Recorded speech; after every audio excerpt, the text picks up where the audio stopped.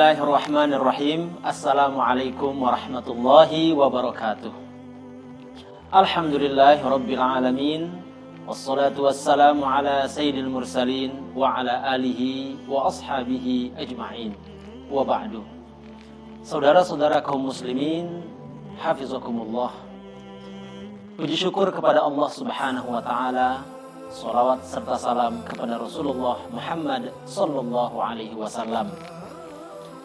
Di antara hal yang patut kita syukuri kehadirat Allah Subhanahu wa taala adalah nikmat waktu dan kesempatan yang diberikannya kepada kita sekalian. 14 abad yang lalu Rasulullah sallallahu alaihi wasallam telah mewanti-wanti kita dengan hadis beliau, nikmatani maghbunun fihima katsirun minan nas, as-sihhatu wal faragh. Ada dua nikmat yang banyak daripada manusia itu melalaikannya, yaitu nikmat kesehatan dan nikmat kesempatan. Orang baru merasakan nikmatnya sehat itu ketika sakit dialaminya. Orang baru merasakan nikmatnya memiliki waktu dan kesempatan untuk ibadah, berkumpul dengan keluarga, manakala waktu dan kesempatan itu sudah tidak ada lagi.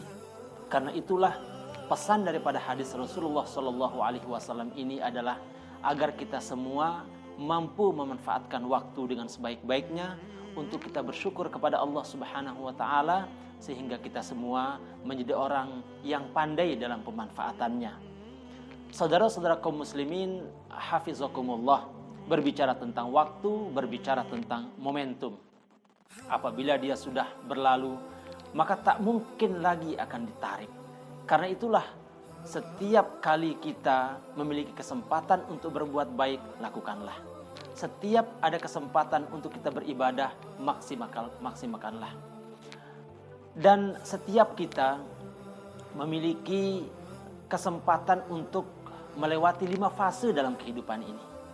Yang pertama disebut dengan daurut tufulah, masa kanak-kanak.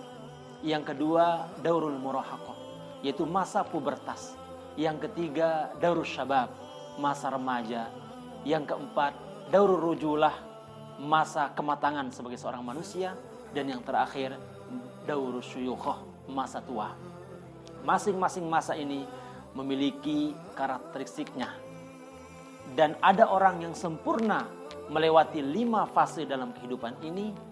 Ada yang tidak seluruh fase ini dilewatinya, tergantung takdir Allah Subhanahu wa taala. Tetapi tidak menjadi soal apakah dia sempurna melewati 5 fase ini ataupun tidak. Yang terpenting adalah bagaimana kita melewati setiap fase dalam kehidupan ini. Kita lakukan yang terbaik, kita persembahkan yang terbaik, karena memang demikianlah yang diajarkan kepada kita oleh Rasulullah sallallahu alaihi wasallam. Khairun nas anfa'uhum linnas. Sebaik-baik manusia yang paling banyak kontribusinya untuk manusia. Di hadis yang lain Rasulullah sallallahu alaihi wasallam juga menyebutkan khairun nas man tala umruhu wa hasuna amaluhu. Sebaik-baik manusia adalah yang panjang usianya. 5 fase dalam kehidupan ini dilewatinya, tetapi dia tidak lupa di setiap fase yang dilaluinya dia selalu maksimal untuk beribadah kepada Allah Subhanahu wa taala. Tentu kita berdoa mudah-mudahan kita semua dapat melewati 5 fase dalam kehidupan ini secara sempurna, dalam arti kita mampu memanfaatkan waktu sebaik-baiknya untuk beribadah kepada Allah Subhanahu wa taala dalam arti yang luas, yakni segala ruang dan waktu yang memungkinkan untuk kita niatkan untuk ibadah dan berbakti kepada Allah dan kepada umat manusia, maka kita lakukan dengan cara yang terbaik.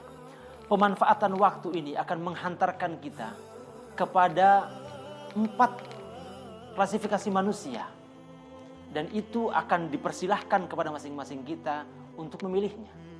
Pertama, ada manusia yang hidup dalam kehidupannya. Apa artinya? Yaitu manusia yang diberikan nyawa oleh Allah, diberikan kesempatan hidup oleh Allah, diberikan harta, diberikan jabatan, diberikan tupoksi dalam kehidupannya ini. Dan semua yang dianugerahkannya itu diberikannya, dilakukannya hal-hal yang terbaik untuk dirinya, keluarganya, dan untuk umat manusia. Maka orang yang semacam ini disebut dengan orang yang hidup dalam kehidupannya. Artinya dia hidup dan memberikan yang terbaik, kontribusi yang besar kepada umat manusia. Yang kedua, ada manusia yang hidup dalam kematiannya. Apa artinya? Dia sudah mati, tetapi nama baiknya tetap hidup dikenang oleh orang. Meskipun dia sudah mati, tetapi karena selama hidup dia memiliki jasa yang banyak. Dia memiliki kontribusi yang banyak. Dia memiliki amal yang banyak. Sehingga meskipun dia mati, orang tidak merasa dia mati. Karena apa? Karena jasa-jasanya akan tetap dikenang sepanjang masa. Yang ketiga, ada orang yang mati dalam kematian. Siapakah mereka itu? Yaitu orang yang mati, ya mati jadi sekali. Artinya begitu dia tidak bernyawa, orang sudah tidak ingat dia lagi. Begitu dia tidak ada di dunia, orang tidak ingat dia lagi. Karena apa? Karena memang tidak memiliki kontribusi yang banyak selama dalam hidupnya. Dan yang keempat adalah orang yang mati dalam kehidupannya. Ini yang paling parah. Siapakah mereka? Mereka orang yang hidup, diberikan nyawa, tapi tidak berarti apa-apa bagi kemaslahatan orang banyak. Dia tidak memiliki kontribusi dalam kehidupan sosial. Dia tidak memiliki pemanfaatan dalam kehidupannya. Maka orang yang semacam ini adalah orang yang mati dalam kehidupannya. Nah, 4 klasifikasi manusia yang saya sebutkan tadi, itu dapat masing-masing kita memilihnya. Dan kita memilihnya tentu dengan pemanfaatan waktu yang sebaik-baiknya. Jangan sampai terlewat waktu, kemudian tidak ada jejak-jejak baik yang kita lakukan. Dalam pepatah disebutkan, harimau mati meninggalkan belang, dan manusia mati meninggalkan amal kebajikannya. Karena itulah di momentum Ramadan kali ini, mari kita pergunakan sebesar-besarnya waktu untuk kita beribadah kepada Allah Subhanahu wa taala, agar apa yang kita lakukan, apa yang kita kerjakan itu dapat berarti bagi diri kita, keluarga dan orang lain, sehingga kita mampu menjadi klasifikasi manusia pertama, yaitu manusia yang hidup dalam kehidupannya. Di banyak narasi dalam Al-Quran, perintah-perintah agar kita bersegera berbuat baik, bersegera menuju ampunan Allah banyak sekali. Misalnya saja, wasari'u ila magfiratin min rabbikum. Bersegeralah memohon ampun kepada Allah Subhanahu wa taala. Kemudian di ayat yang lain, fastabiqul khairat. Berlomba-lombalah dalam kebaikan. Lakukanlah kebaikan sebanyak-banyaknya. Dan setiap kita yang akan melakukan kebaikan, karena memang kita baik. Kalau orang berbuat baik karena orang lain berbuat baik kepadanya, itu biasa. Tetapi kita berbuat baik kepada orang yang tidak baik kepada kita, itu yang luar biasa. Dan itulah akhlak baginda Rasulullah Muhammad SAW, sehingga beliau menjadi rahmatan lil alamin, sosok manusia yang membawa kedamaian, rahmat bagi seluruh alam semesta, tidak saja umat Islam tapi seluruh makhluk yang akan ada di muka bumi ini. Tidak lain karena apa? Karena posisi beliau menjadi orang baik tidak bergantung kepada apakah orang baik kepada beliau atau tidak, tetapi menyebarkan kebaikan.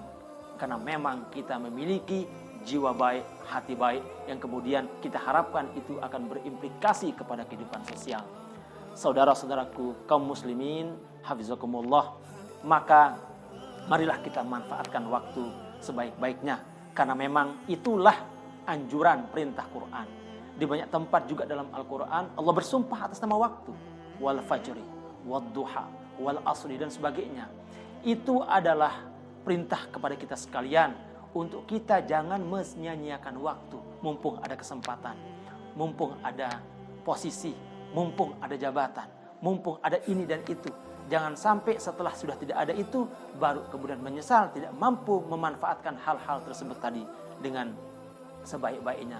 Ingat, manusia hidup tidak dalam posisi yang sama dari waktu ke waktunya.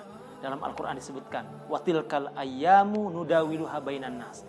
Allah akan pergilirkan manusia, kadang di atas, kadang di bawah. Begitu seterusnya. Karena itulah agar kita tetap pada posisi sebagai orang yang baik di setiap keadaan yang kita dapatkan. Posisi yang di mana saja kita ditempatkan, do the best. Lakukan yang terbaik.